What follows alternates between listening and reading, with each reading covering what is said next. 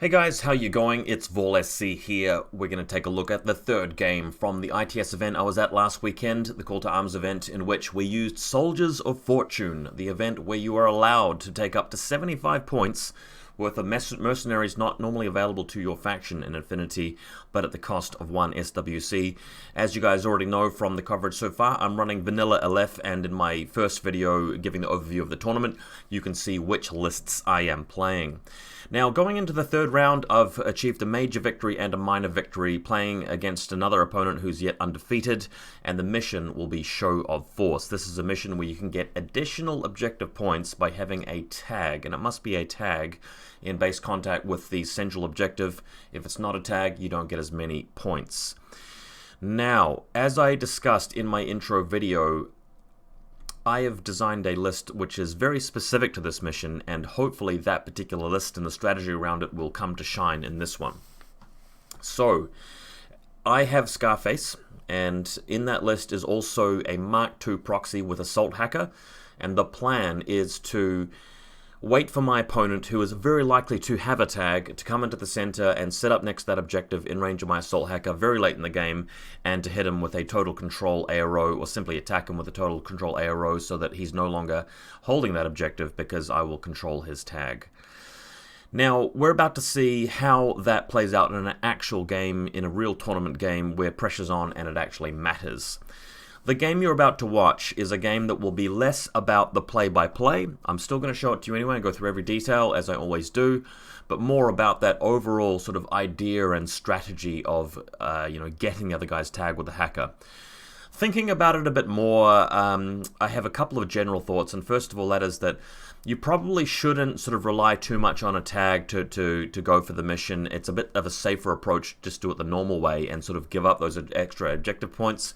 I ended up going with Scarface for this tournament just because I wanted to be able to milk the maximum number of objective points out of every mission if possible, if I had the opportunity to do so, because I never want to end up in a situation where I win 4 games, lose the last game, somebody else has overtaken me on objective points and wins the tournament as a result.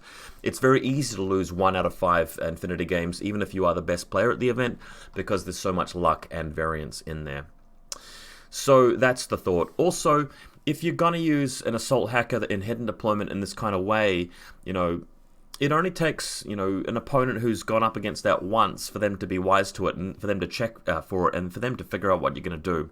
If they see they're not getting shot by a proxy Mark II sniper for the whole game, a good opponent's probably going to put 2 and 2 together and figure that out.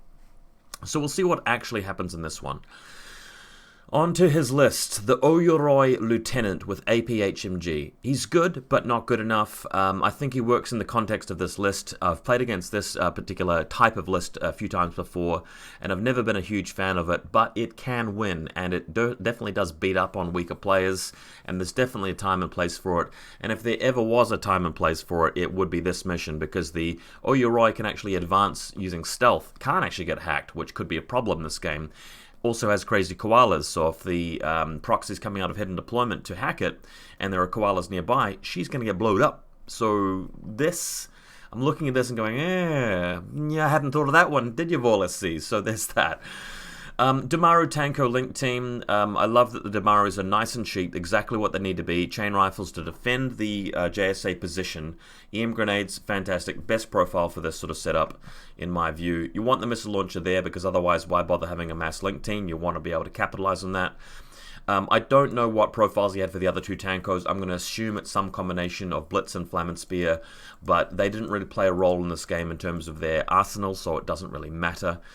Arigoto Killer Hacker, I feel like this is important because, again, you're worried about your tag being hacked. You want to be able to go after any threats to it, and this is good thinking by my opponent. Again, if something's going to turn the tag into a statue, you move the Arigoto out there and kill it. So this is another potential setback to my plan. What if I reveal the Assault Hacker in his turn and he's got another order to spend and it just comes and kills me? That's not great.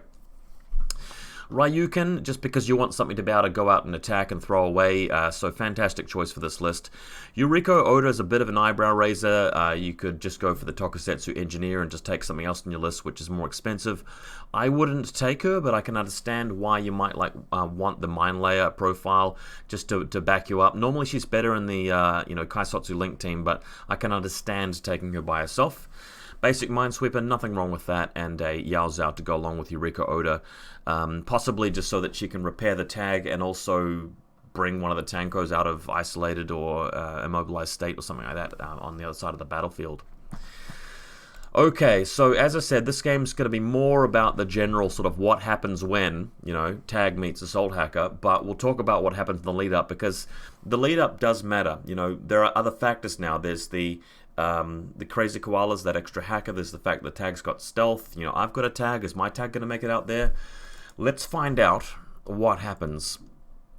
So I do get the opportunity to go straight for second turn in this game, which I ominously decide to do. And this could be a problem, because now I have to bear the wrath of 3 whole turns of JSA trying to beat me down, and I may not be well enough defended for that, especially considering that I can't really reveal the Assault Hacker too early, otherwise he'll have that final turn to shrug it off on his tag and just grab it. So yeah, problematic. Let's have a look at the table. Really nice, interesting looking table. We'll grab the purple pen. So these objectives aren't really relevant. They're just panoplies. They won't affect the mission. This is the one that we're both going for. Now, I'm deploying over here. So we've got a left on this side. And if you notice very carefully, this is one of these old Mototronica Micro Art Studio tables. And here's the exact center line. You can actually see it, printed onto the table line here. Now I'm looking at this and going, well, what if I put my Assault Hacker here? That's not going to be great, because it can move something down through the stairway and potentially shoot it. So I end up putting it exactly there. That's going to be the Assault Hacker's area, so that she can cover the objective in this building and this approach through here to my line, and just reveal her right at the end. And she might even be able to use Mark Estate to go inside this building and hack it from that angle as well. That's going to be important. So I just want you guys to be aware of that. Okay, my deployment zone, having to deploy first because I'm going second, and I just chose it right off the bat. We've got a Minesweeper over here. We've got a Myrmidon with chain rifle here. The Lieutenant, prone behind some boxes, hopefully will be safe. Dakini with HMG, preparing to get assisted fire from the help of this repeater here, and then come around the corner and start shooting things in this long alleyway there. I've got the Krakot on the building. Net rods landed here. The other 2 net rods have landed in random places. Cordelia and Scarface. Scarface is situated so that he can cover a line along that side and a line along this side, and generally be okay. Just a bit of a zoom out. So we saw Scarface's position. He's got this angle covered, and he can sort of duck back behind cover to get Cordelia's help if he needs it. A flash pulse spot here for me, a Evo repeater here, another flash pulse spot here.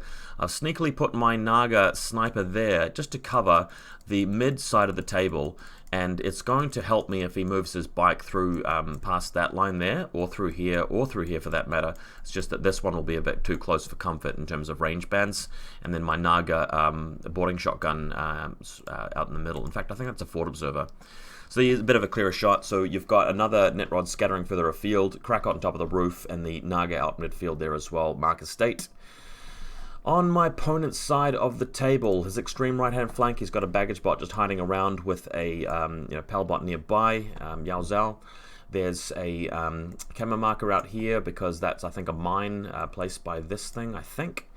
Tanko missile launcher, another Tanko, got a couple of Damarus around here as well. That's a Tanko there. So I think this is a Damaru, and this is a Damaru. One of my net rods is scattered onto the side of the table, so it'll be quite easy to finish that off. But these guys are mostly prone around the roof, and up here you can also see his Ryukin. Towards the left-hand side, he's got his Killer Hacker bike and Yuriko Oda and Yuriko Oda's mine, and of course my scattered net rod, which will be easy to blow up. Oyuroi, of course, in hidden deployment. Not hidden deployment, reserve trooper. He can't go hidden deployment. The Ryukin out in the midfield and in prone, so ready to attack. And there you go, there's a mine underneath the bridge. My reserve trooper is the posthumans, and here is the position of the all-important Proxy Mark II, represented by the Apsaris. So this will be laying in wait for most of the game. I'm really going to try not to spring it too early. If the tankos start coming up here and using their missile launcher, even then I'm going to be trying not to sort of hack it, because if the tankos catch wind of this, they're just going to kill this model quite easily. Things on ground level, maybe, but I'm going to have to be pretty sure that he's not going to be able to follow up and just attack me, because the 3 turns in a row are going to be rough. The other post-human is just hanging out on the lip of this building here, and the point of that is that she should be in stone's throw of the objective with EM grenades. So if for some reason the hacker doesn't work out, or if I don't want to spring it too early and all the tankos are bunched around like this, I might be able to lob EM grenades down with that post-human and help me out with the central control effort. Reserve Trooper, of course, the wonderful Oyuroi. Can't wait to see him paint this up. It's a great model, and of course protected by this mine. Not that he needs it, he's going first. And here we go. So the game begins. Arigato, moving out with Killer Hacker, shooting this net rod with the combi rifle, no problems. Then continuing to drive around. Gets over to the panoply, but unfortunately doesn't manage to pick up anything significant from the panoply. And of course we've got this other net rod which can shoot at as well. But if it moves any further towards where the camera's situated, it's going to be the Naga Sniper. So it does indeed do that as well. No respect for the camera marker, doesn't know what it is, moves over here and gets sniped. So Naga Sniper goes off, of course. Here it is. Pew, pew, pew. Unluckily for me though, misses the shot, needing a 13. So it's range versus mimetism, straight ballistic skill. So even 12 actually. Nagas, can't quite remember what they are. I want to know what they are because I can't remember. Let's just have a quick refresh. Naga, ballistic skill 12. Okay, we refreshed. So coming back to it, Naga misses. We do have an Evo repeater here, and he does come in range of the Evo repeater sadly, and because he's got a killer hacker, he's able to hack me because he comes in range of the Minesweeper repeater. So unfortunately, I don't want to reveal my assault hacker for obvious reasons, so Evo repeater just dies here, and this is an unfortunate blow. So that happens, and now he's got to get through these guys, and he's deciding just to throw away his bike at this point for some reason. Moves in, I think he's got a light shotgun, something like that, and he's going to have a go at this Dakini here, and that's going to shotgun blast onto the net rod and onto Cordelia. He's going to eat a chain rifle from the Myrmidon, and Scarface might be able to shoot him on the way in, but this is just a sacrificial shot, and it does manage to make the Dakini unconscious, but that's about it. Then moving on with the Ryukin past the objective here. It's just a panoply, so not really consequential. I believe she picks up a little bit of extra armor for that, but then keeps on moving around. She will be able to have a go at the Naga sniper, though, once she gets in range with her submachine guns. So that could be a bit of a problem also. We have Scarface moving out as well, dodging once he sees the position of the Ryukin just to get out of the way. It's quite hard to shoot a model that has ODD, even though that model is at long range, so we're just sort of getting out of dodge there. As you can see, I've lost my net rod, I've lost my Dakini, and I've lost my Evo repeater, but Cordelia may be able to do something about that next turn. So here we go. Unfortunately, Ryukin going after the Naga. It's actually not a bad situation for the Naga because she's got camo and got good range band here, is able to just snipe, but it is ODD, so probably better to dodge back, but unfortunately I get unlucky, and I think the Naga is also lost. So that's annoying. And then with remaining orders, he repositions his tag, goes into suppression fire, and that's it. Oh, not quite it. He does move the tankos around and repositions and shuffles them a bit more as well. So kind of a rough turn for me. It could have been worse, but I didn't really, expect it to go quite that badly. I think I've lost my Naga, I've lost my Evo repeater, I've lost a couple of net rods, and this Dakini is down. So because I'm really just playing the waiting game, delay, and just hoping that he sort of runs out of steam. If my opponent was really ballsy, he would just attack with the Tanko team at this point. There's very little I could do. But anyway, that doesn't happen. The Cordelia is just reviving the Dakini here, brings him back to life, and then using coordinated orders, we're moving everybody around. So this guy's just going to move into the building here. Scarface is going to move up to the wall. Cordelia is moving back the other way now, and going back onto the other side of the battlefield, so that we can eventually go and repair. So you can see in this little doorway, the Dakini's move into a safe spot. Scarface is going to take up position in this alleyway. If the Oyuroi shoots him, well, I'm hoping that armor and cover will be enough to tank some of the hits, and then I'll just dodge back. Just trying to buy some time, provide those speed bumps, just delay him and wait him out. Cordelia having to cautious move across this line because there's a Tanko missile launcher covering it, but eventually she does get across and will be able to go over there and repair the the Evo repeater.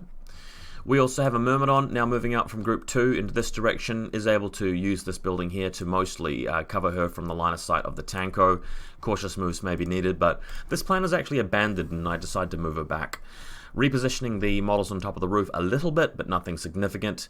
And over here, we finally remember that we've forgotten our data trackers. A terrible thing to do in any mission, but you know, it is important in this mission. 3 objective points, but I decide to make my data tracker my Diva Lieutenant just because I'm never going to move it, and I'm just going to defend him at all costs.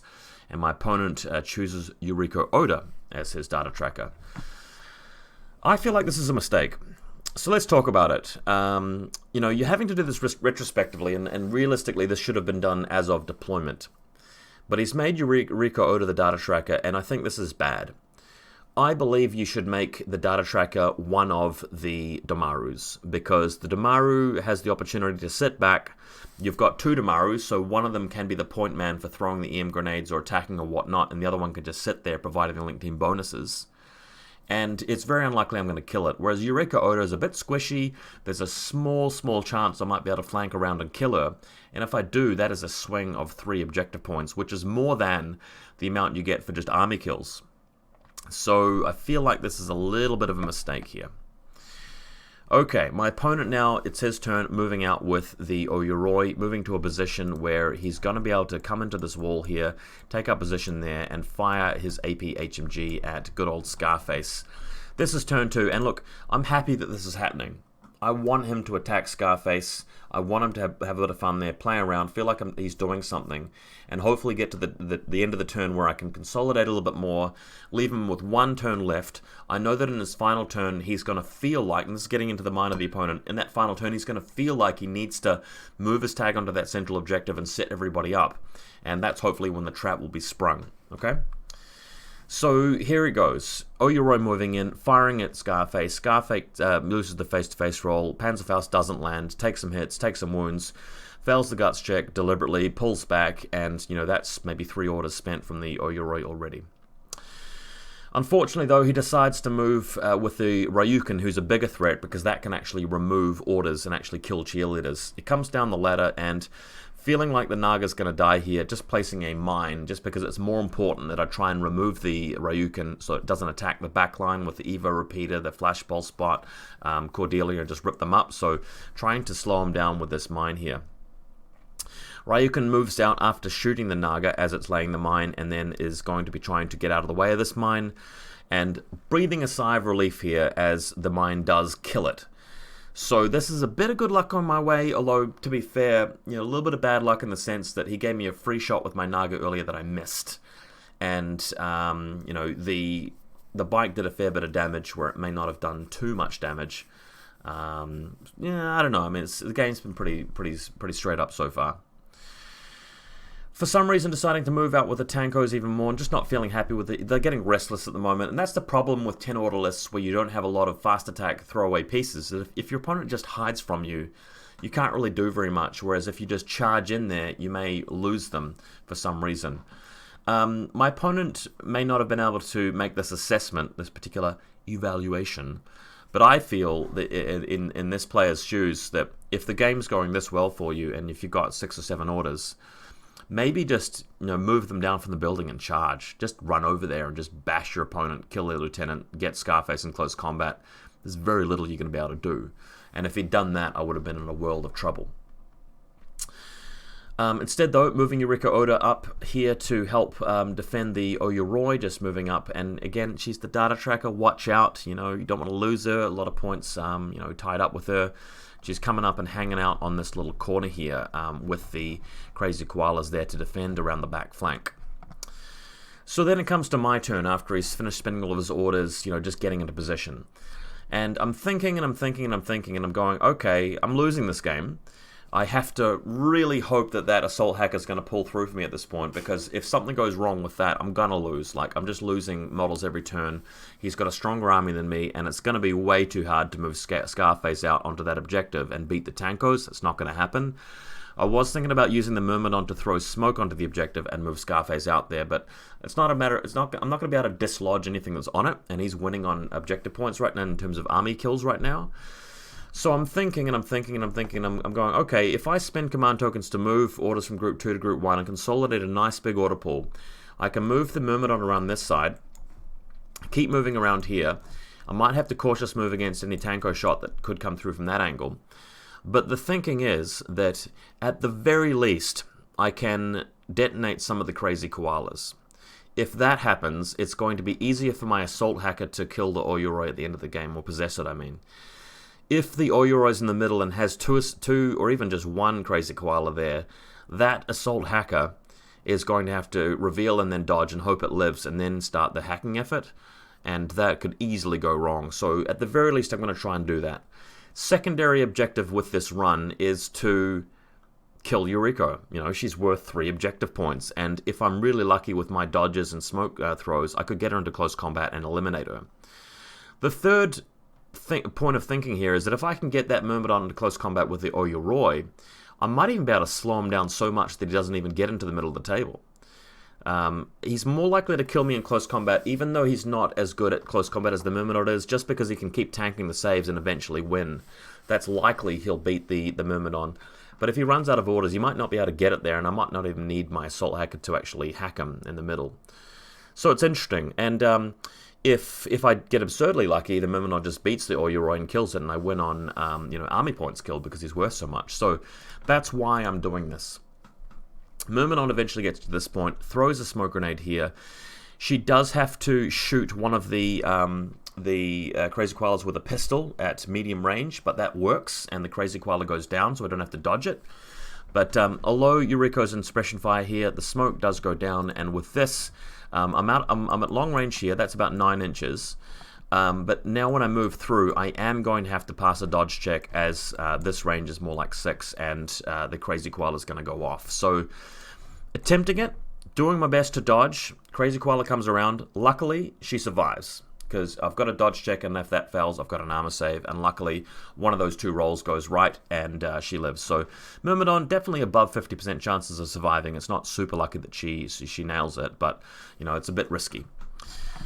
So as you can see, both Tag and Myrmidon, both Tag and Yuriko are in suppression fire, but both crazy koalas are cleared. So this is great. It means that I'm not going to have to deal with that with my assault hacker later.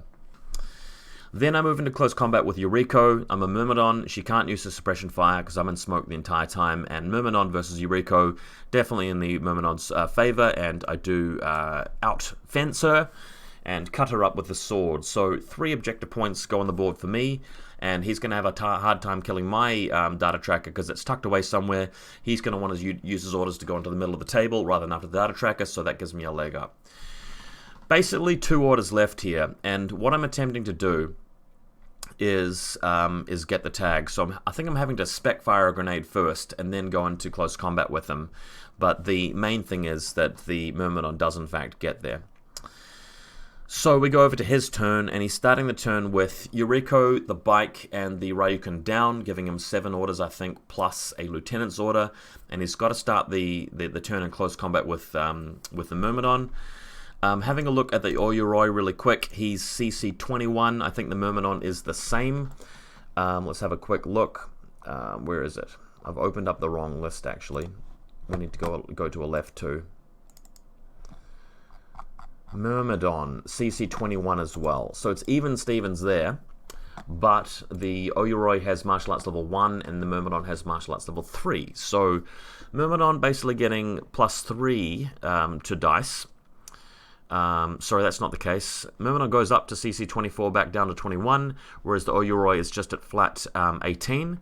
So Myrmidon's getting +1 to her dice. And as of the very first roll, the Oyuroi happens to win, and the Myrmidon is destroyed. So a little bit lucky for my opponent to start off with, but not super lucky. And, the Myrmidon's only going to be doing 1 wound at a time at the most, if the Oyuroi fails to save. So we can't expect very much from this combat. I think the most I could have hoped for, really, is just delaying him by, say 3 orders or something like that. Would have been, that would have been a hopeful outcome. Doesn't happen though, so the tag moving towards the objective. Continuing to move towards the objective. My assault hacker is in range. Carefully, with her finger hovering over the trigger. But of course, we're not going to reveal her, and the reason why is that he's still got more orders up after this. If I aero hack now, these guys, what they can do is use stealth to come in range, throw an EM grenade at her, or just come up the stairs and just go into close combat with her and kill her. And then, you know, he's won the game. There's no way that Scarface is really going to be able to shoot that tag down with the limited orders I've got left in my pool. It's looking pretty tough. So we're going to wait, because I've got a whole turn after this, right? I can spend my entire turn just hacking him if I can make him think that he's in a good position.